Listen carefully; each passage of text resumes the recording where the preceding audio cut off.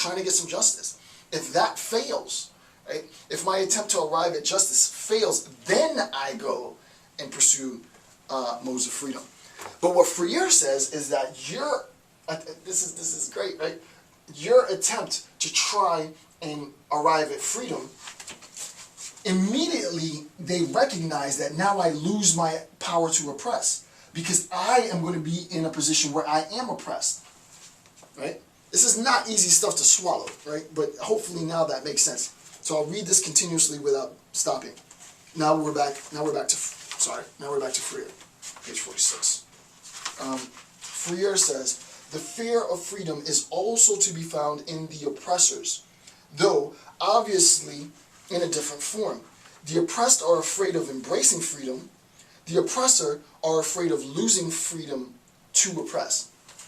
The oppressor is afraid of losing. I'm afraid of losing my ability to oppress, because I recognize that what will end up happening is I'll become oppressed, right?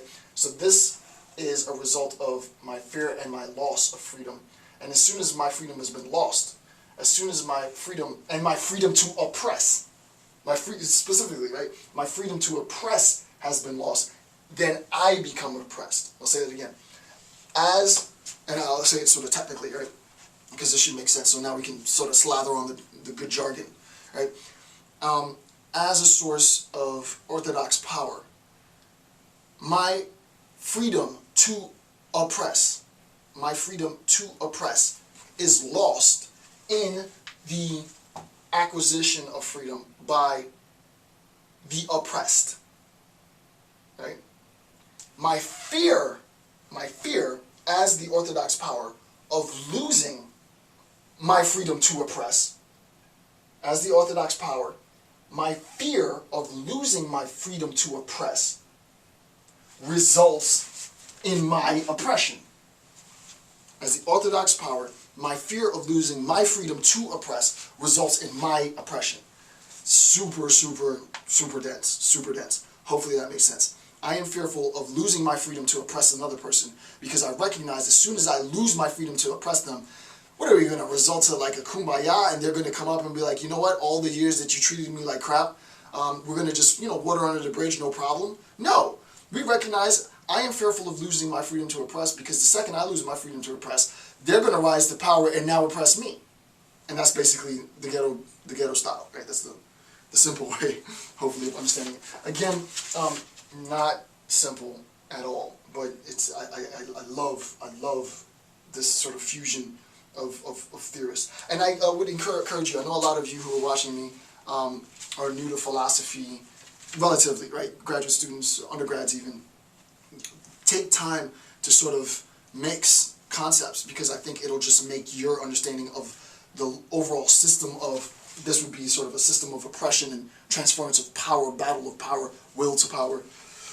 It'll make your understanding that much fuller, which is what I'm doing, is I'm using Freire to make my understanding of Nietzsche that much fuller. Pedagogically, I'm using Freire to teach you so that you have an even more strengthened understanding of what Nietzsche's concept of will to power is, what it means, and with respect to the historical example that I've given you of the Hutu Tutsi, it's sort of like, nah, I see what Dr. Campbell's saying. I see how this can apply. And if you're in anthropology or sociology or criminology or economics or whatever, you can then take whatever it is that I'm telling you and sort of try and see the pattern and apply that pattern to whatever systems of thought that you're interested in. Okay, next point.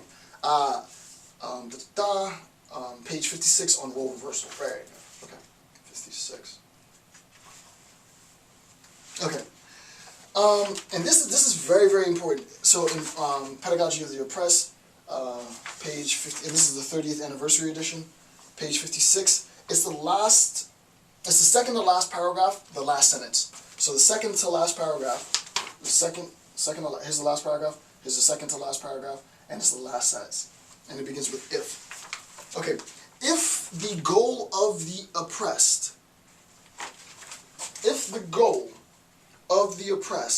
is to become fully human, they will not achieve their goal by merely reversing the terms of the contradiction, by simply changing the poles. this is the pole reversal. I'll try and read a little bit more so that it's in context. So actually, let me read the second paragraph because you might not, and there's really not that much there for you to have sense of what's being said. Second paragraph, second to last paragraph. It is only the oppressed who, by freeing themselves, can free their oppressor, right? Free their oppressor from the desire to oppress me. The latter, as the oppressive class, can neither can free neither themselves nor others. It is therefore essential that the oppressed wage a struggle.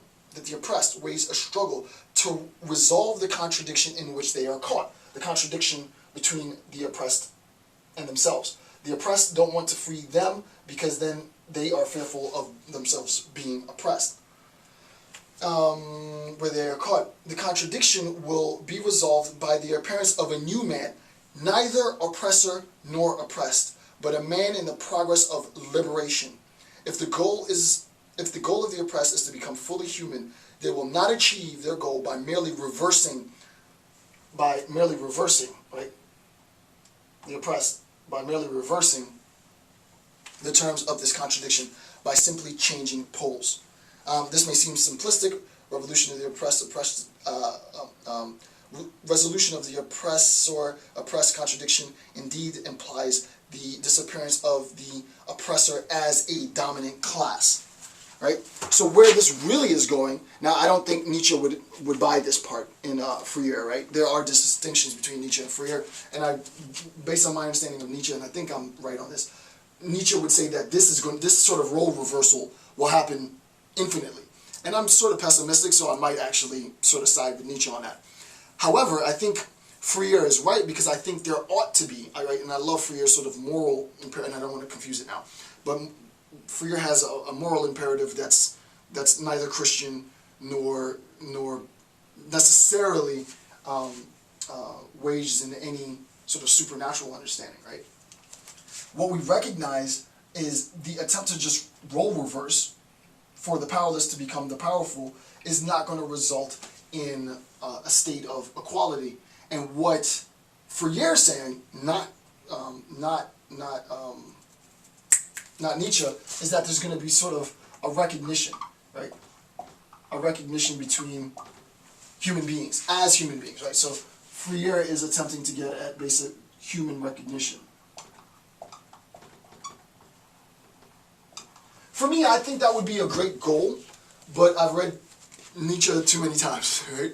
I've read Nietzsche too. Freire's text is my all-time favorite. It's probably tied with Revolt of the Masses, but it is more idealistic than Nietzsche. I think Nietzsche is more of a practical, how-to, everyday sort of assessment, because Nietzsche's understanding of the world of existence is a world of brutality, is a world of plagued with disease and disorder, and it's a recognition that that is not a bad world, that's just the way it is, right? There will be people who will do and have the power to do and can't be stopped from doing heinous acts. Doesn't mean that everything is heinous, because there is this notion of a quantum of humanness and that human beings do excel and do remarkable things. And it's sort of this yin and yang balance, right? And later we'll see sort of, and he talks about this a lot in Beyond Good and Evil, sort of conflating the sense of what evil is, conflating the sense of what good is, just like we are conflating the sense of what morality is. And later in the assessment, we'll see exactly, and this is actually the end of the lecture, but later in the analysis, we'll see that, and we know this now, right, but he talks about it more explicitly, the notions of morality and immorality. When you hear immorality, then, for Nietzsche, as is the case now, if you were to say immorality, what are some of the words that come to mind when I say immorality? You're not going to say strength and pride and resilience. And, no, you're going to say horrible things, right? An immoral person is evil and debased and so on, vile and da. Right? So the sense in which these big showy words have great meaning, lofty, to go back to the very beginning, about an hour or so ago, of the analysis, these big showy words have great meaning, and insofar as I'm using these very grandiose terms, in using these words, right, suffering and virtue and value, they're actually meaningless because there's no real substance there.